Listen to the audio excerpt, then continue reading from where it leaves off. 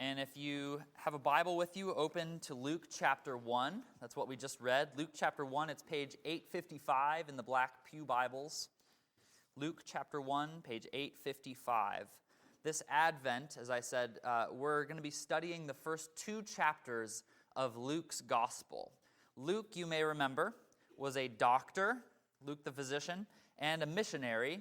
He traveled around with the Apostle Paul, and he compiled all of the most reliable resources. A lot of scholars think that Luke had a Patreon, not a Patreon like a podcaster, but a patron who gave him money to be able to spend his time compiling all the most reliable sources and eyewitnesses and testimonies into what he calls an orderly account, so that we might have certainty, his words.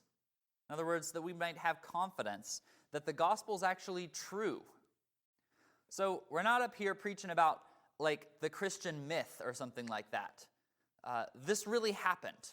This is a historical account of events that really happened that were told to Luke most likely by eyewitnesses.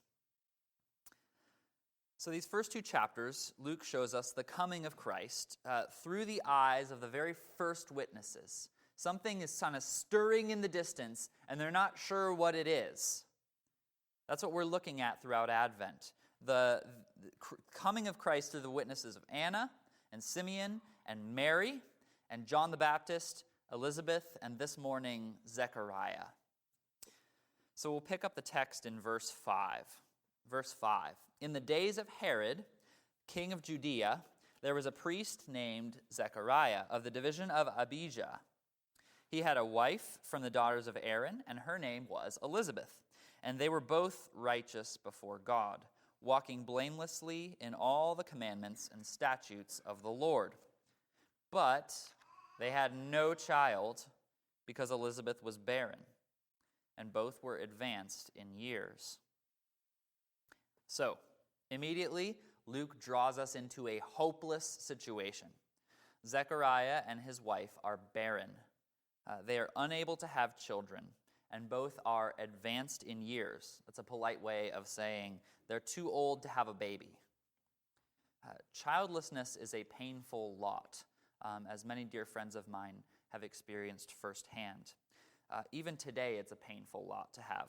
But in Zechariah's day, it carried an added moral stigma. Psalm 127:3 says that, quote, children are a heritage from the Lord, and the fruit of the womb a reward. So here's the question. What if you don't get the heritage? What if you don't get the reward? What does that say about you? Well, obviously, it's because you did something wrong, right? You're being punished by God. By the way, side note, I hear this, we don't apply this logic usually to others in our day, in our culture. At least I haven't heard people speak it a ton. But I hear people say this about themselves all the time. I can't tell you how many conversations I've had with people in this parish who have said something like, in the face of an adversity or a setback or some kind of thorn in the flesh, where they say, I don't know what I did wrong. Is God punishing me? That's not gospel logic. Luke shuts this faulty logic down because he says, Zechariah and Elizabeth, did they do something wrong? No. They are both righteous before God, walking blamelessly in all the commandments and statutes of the Lord. They didn't do anything wrong. These are God-fearing people.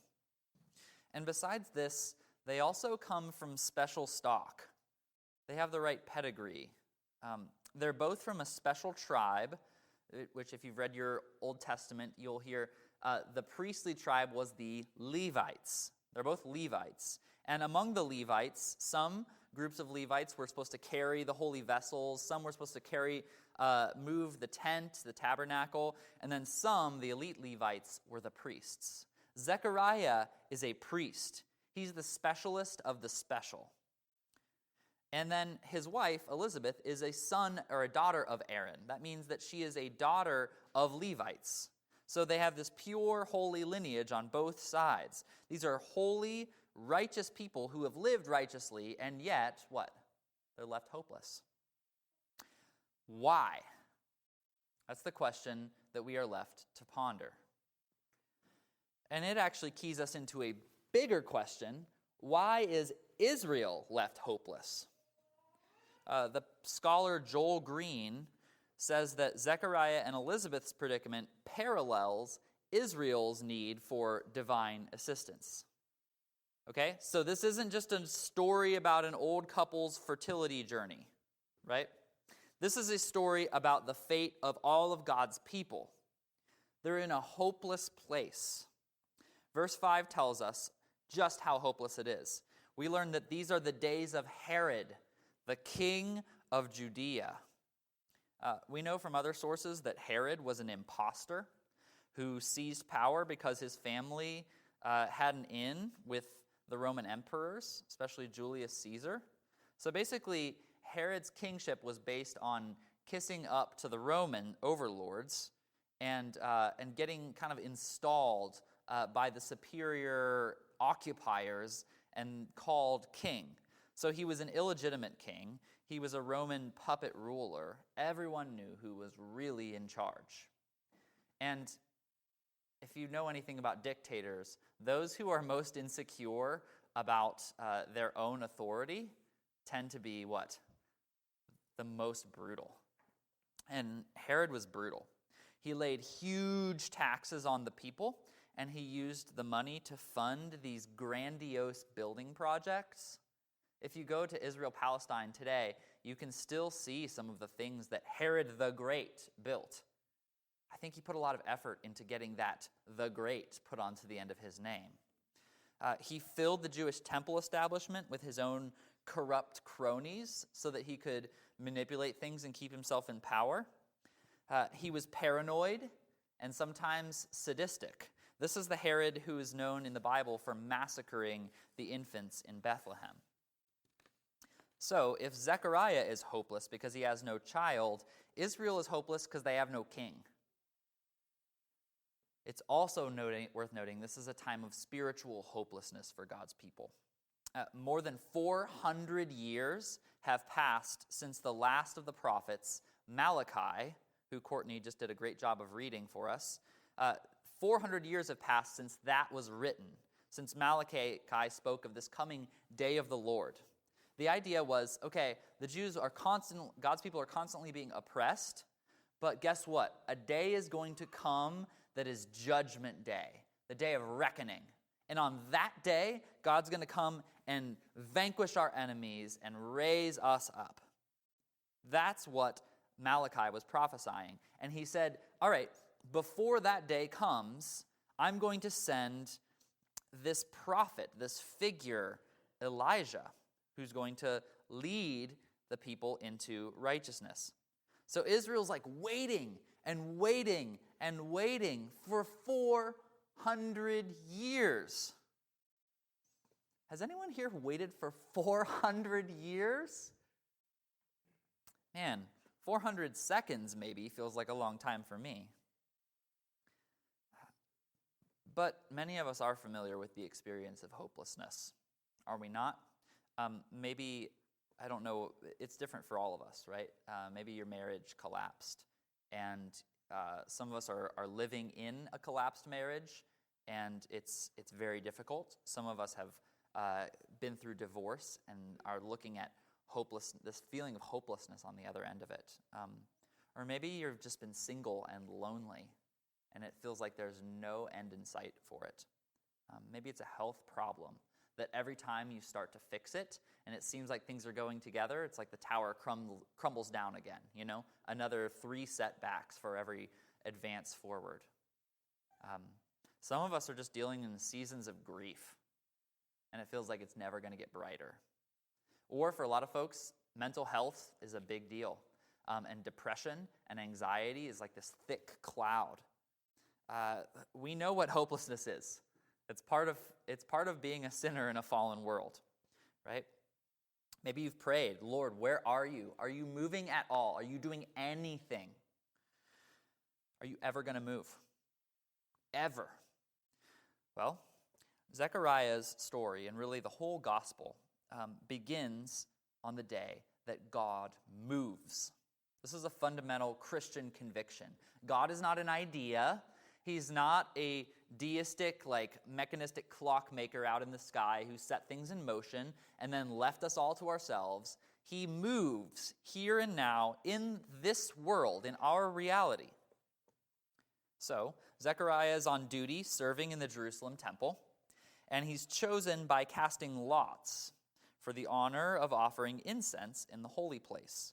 There were so many priests back in his day that they were actually split into 24 different divisions or orders, and each order had 2 separate week-long shifts every year. This was a rare honor then. If you got called among your shift to go offer incense, that was a special thing. Maybe only a few times in a career someone would get to do that. So Zechariah goes into the holy place, right? It's either the morning sacrifice or the evening sacrifice. And he goes in to offer incense in the overlap of heaven and earth. This is the center of the world, the second most holy site. There's the Holy of Holies in the middle of that. But surrounding that, this is like the inner sanctum, right? And what does he see there? Well, surprise, surprise, he sees an angel from God. We don't get to know what this angel looks like. I'm guessing that it is not a cute, naked baby with wings. Just venturing a guess. It's not a Hallmark card. Because, I don't know about you, I would not be, well, maybe I would be troubled if I saw a naked baby with wings. But that's neither here nor there. The appearance of this angel troubles Zechariah. All throughout the scriptures, when people see angels, they are fearful. Verse 12 says, he was troubled when he saw the angel, and fear fell upon him. But this angel, who we learn later is Gabriel, reassures him. He delivers news. And get ready, it's a lot to take in. Ready? Look at verse 13. Imagine just receiving this out of the blue. Do not be afraid, Zechariah. Your prayer has been heard, and your wife Elizabeth, who, subtext, is very old, will bear you a son, and you shall call his name John. We've named him for you. You don't have to worry about that. And you will have joy and gladness, and many will rejoice at his birth, for he will be great before the Lord. He's going to know the Lord, and he's going to be a great man. He's not conceived yet, but he's going to be a great man. He must not drink wine or strong drink, and he will be filled with the Holy Spirit even from his mother's womb. And he will turn many of the children of Israel to the Lord their God. He's going to have an effective ministry. And he will go before him, before the Lord, in the spirit and power of Elijah, to turn the hearts of the fathers to the children and the disobedient to the wisdom of the just, to make ready for the Lord a people prepared. By the way, Zechariah, the end of the world is coming. It's a lot to take in. Zechariah and Elizabeth are going to have joy and gladness. Imagine, just after ages of waiting and feeling hopeless, joy and gladness is promised to you. It's like it's too good to be true. The longing of your heart is going to be fulfilled. You're going to get a son. But also, as it seems to always happen with God, you're also going to get more than you asked for. God doesn't just fill us up and leave us static. His plan for you is not just to give you all the things that you want with nothing of himself. It's actually to draw you into something bigger, to draw you into something more. C.S. Lewis wrote about this, that we think that God comes, we invite God into the house and think that he's just going to make a few repairs here and there, because we want him to kind of fix up the wallpaper maybe. But all of a sudden, we let him in, and then he starts knocking down walls and tearing out things and building on other wings. And the idea is that we expect that he's just going to make a little cottage for us, but he's constructing a mansion. You always get more than you asked for with God. Sometimes it's kind of uncomfortable. Zechariah and Elizabeth get a child, but not just any child. Their child is going to grow up to be God's great end times or eschatological prophet. And we've said before that a prophet is not a fortune teller or a medium. They're not just a person that says this is going to happen. A prophet is one who delivers an authoritative word from God. Thus says the Lord. So this child, who by the way isn't even an embryo yet, he's not even a gleam in Zechariah and Elizabeth's eye. He already has a name and a prophetic vocation. His name is John. He will prepare a people for God's great day of reckoning. And 420 years before this, God called his shots. He said through the prophet Malachi that this was going to happen.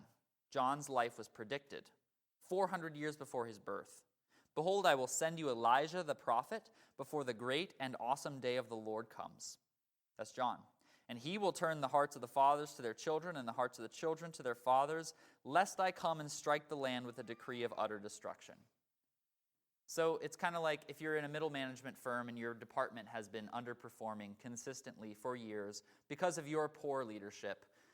Corporate is coming in a year's time, and they're going to perform some evaluations. And they might have to make some cuts. But instead of just showing up and firing people, they send in coaching to help turn things around. That's what God does. He's very gracious. Before the end, he sends a prophet to lead people back to himself. He's much better than corporate America, friends. That was a joke in my head. I don't know. Thank you. So here's the hard thing. We know how this story turns out. So it's hard for us to picture this, but we know that what comes next in chapter 2. Jesus, right? But Zechariah and everybody else don't know that. He's not on anybody's radar screen.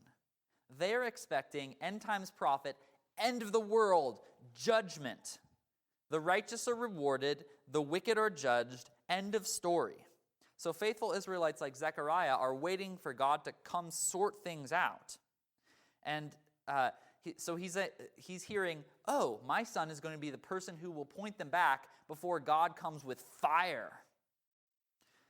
And so this is two shocking pieces of news for old, hopeless Zechariah.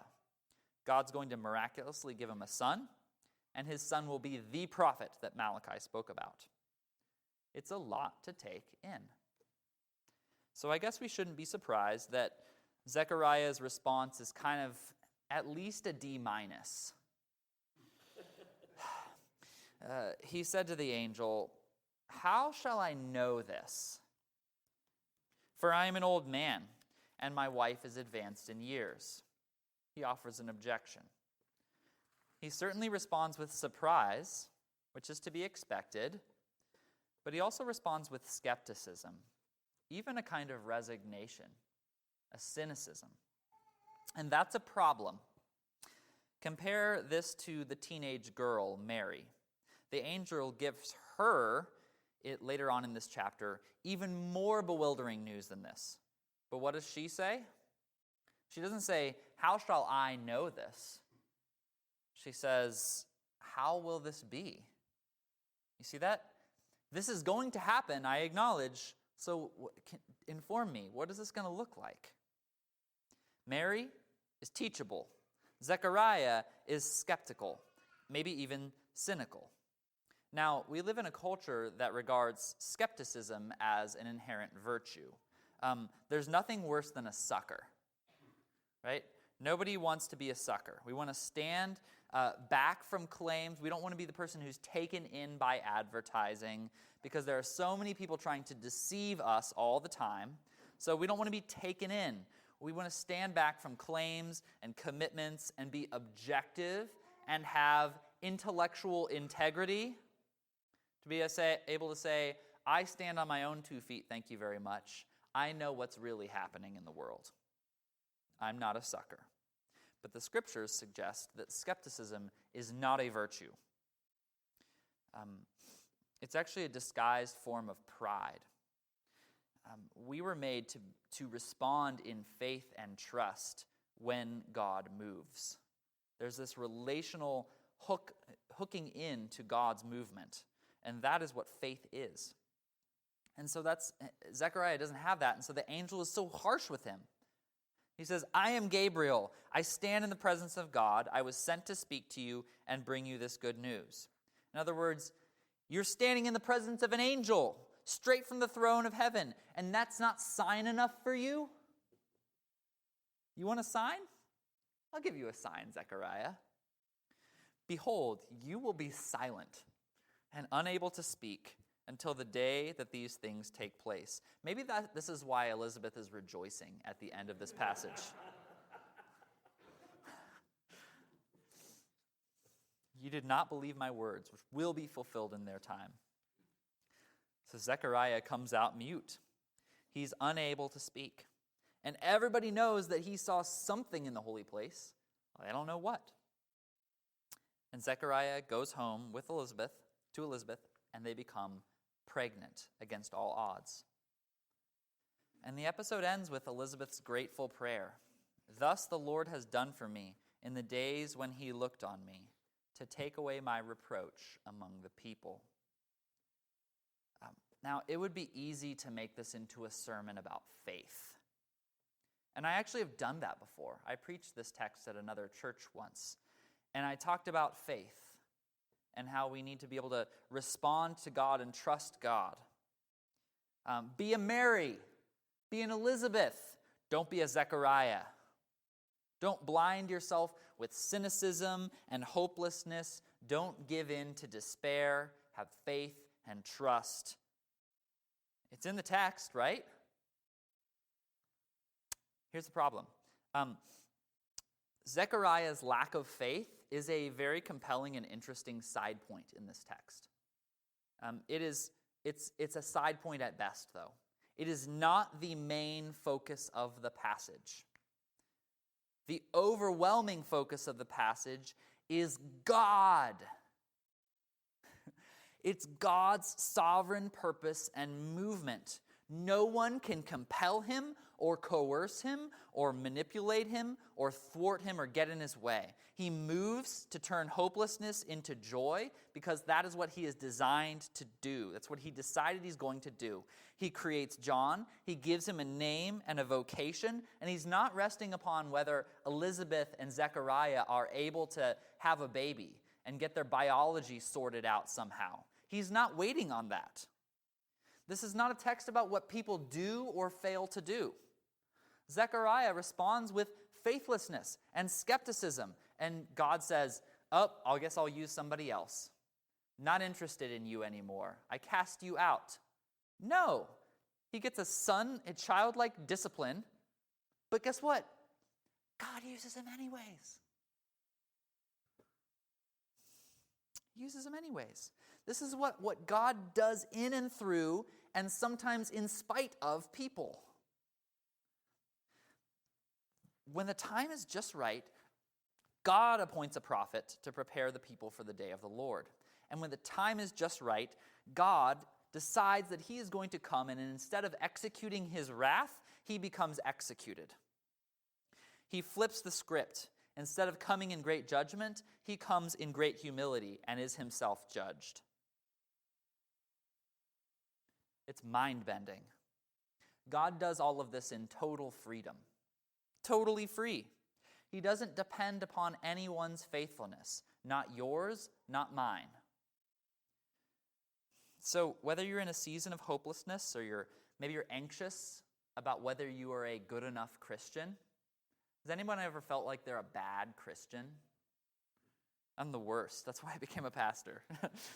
I need to be forced to be here every week, right? This text is an invitation to chill out. It's not in the text, but the thrust is relax and trust. It's not about you. God doesn't depend upon you. He loves you. He invites you in. He wants you to have joy and gladness. He wants you to be caught up into what he is doing. But it does not rest upon you, and it does not rest upon me. And that is wonderful news. Amen.